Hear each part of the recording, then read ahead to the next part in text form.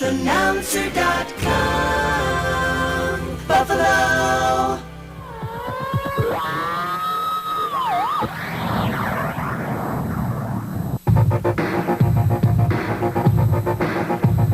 Empire Sports Network, putting the right spin on your sports coverage.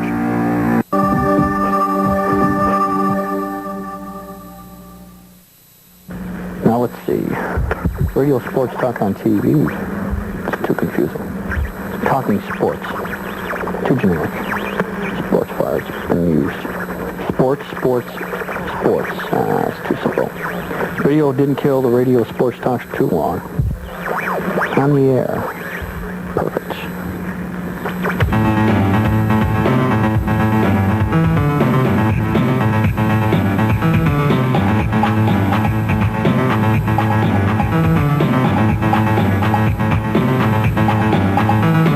On the air with Howard Simon from Radio 930 WBEN. Howard can be heard Tuesday through Friday, 7 till 9 p.m. on One-on-One Sports. Now, let's join Howard Simon on the air. Hockey night it is, and welcome, 644-9875. Jim Kelly from the Buffalo News with us on the phone tonight. He's a big-time star now. The guy goes on Hockey Night in Canada. He's on this national hookup, big time all across Canada and parts of the United States, so he doesn't need to come in the studio anymore. But I still haven't forgotten little people like you, Howard, the ones who helped me on my way to the top. Yeah, you're stepping on me on your way to the top. I got the hoof prints all over my back. Yeah, well. I hear you were a smash on Hockey Night in Canada. Your true voice. Game on! Yeah, game on.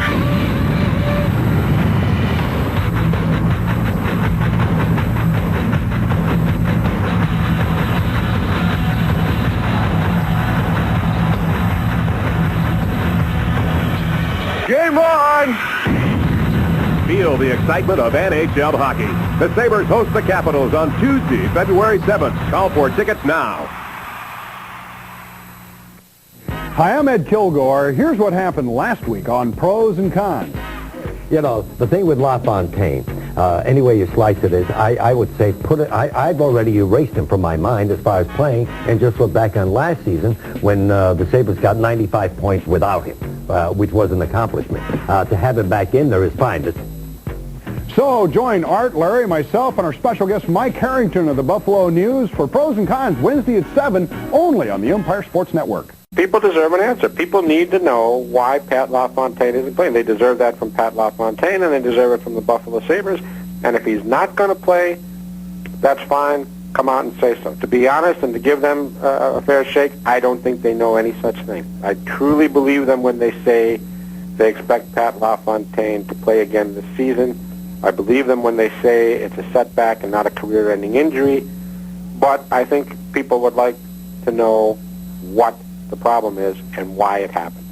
Well, that's not unreasonable after 14 months and counting. Yeah, and I think, again, it's an instance where this guy is your franchise player. It's not a fourth-line winger. And you brought up, I mean, you took a shot at the Bills in the article, and I can't believe you would do that, being a big football fan that you are.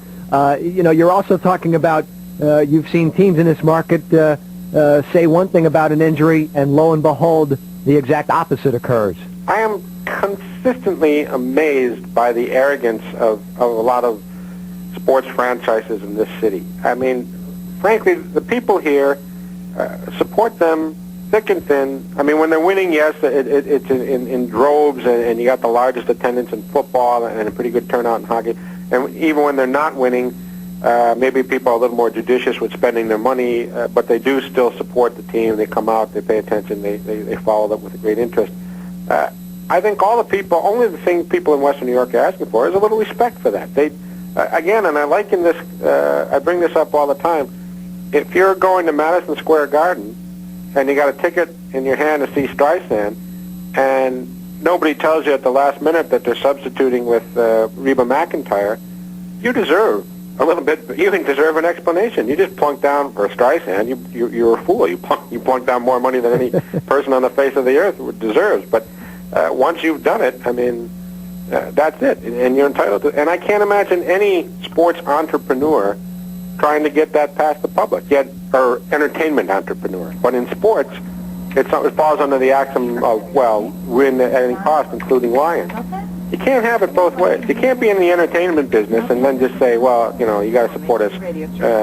Never mind what we say. Just get here and buy the ticket, and because it's all in the aspect of winning. I mean, it was no different in the Nixon White House. I mean, you just have to tell people the truth. They demand it. They deserve it, and they're paid. They've paid for the right. There's that political reference bit again. You gave the Newt Gingrich line in your article. Now you bring it up in the Nixon White House. And I like Reba McEntire. I like Reba McEntire, too. I don't think I'd buy a ticket. Frankly, I wouldn't go see Streisand if she was singing on the front lawn. I wouldn't see her either. But I still think people deserve, you know, I mean, basically it's called truth in advertising. All right, let's take some phone calls. 644-9875. Got a couple lines open on our main Buffalo line. Great cooking, green heating and air conditioning products. I slaved all day baking them for you. I think these guys think we work during breaks. I told them I just eat during breaks. This show is being taped by Empire Sports Network, which is why, Jim, this is really the reason why Jim didn't want to come in tonight. He was afraid of the television cameras. But, that's it. I don't, like I said, if you have a voice or a face for radio, you really want to... Thank you for it. Does that mean... anyway, this show's going to be on Empire. Parts of it, they're doing a special for tomorrow night, 7 o'clock. So. Well, what it was, Howard, is I actually felt that you deserve the spotlight to yourself. I mean, if you're not the definitive voice of sports broadcasting in Western New York, I don't know who is. All right, I'm getting my wallet out. The money's in the mail to you. I appreciate it. All right, Brian, what's on your mind, Brian? I want to bash the Sabres a little bit, too. I want to ask Jim if he can remember, or I'm trying to think, and I'm looking at the Sabres roster, the names of the players that the Sabres have drafted and are still on the roster, on their current roster, or are in the minors. And I'm looking at Himmeleff. I know he was drafted. And I'm looking at Boucher and Plant and May and Audette, I think. Audette was a ninth-round pick, right? Yeah. McGillney is in there as well. And the point I'm getting at is, you know, is it me or this team, this franchise has terrible scouts, or just they cannot draft well, or else, you know, if this is a franchise that has to rely on trades most of the time and free agent acquisition, you know, we're in real trouble. I mean, granted that's what you need to succeed, but I mean, if you're based entirely on that, you have to have some of your ideas on. You have to breed your own talent in order to be successful. Look at Montreal. You look at the Rangers. You know, even though they bought the cup last year, I mean, some of their players still were drafted through their. An astute young man there, Brian. I can see your point exactly on the Rangers. You guys are both way off base, but I'll save that for another night. This year is where this franchise is going. After this Muckler year, too, Jim. For this is it for Muckler too this year. 48 games. I wouldn't go that far. No, I'm saying that this is it for this team at this payroll level.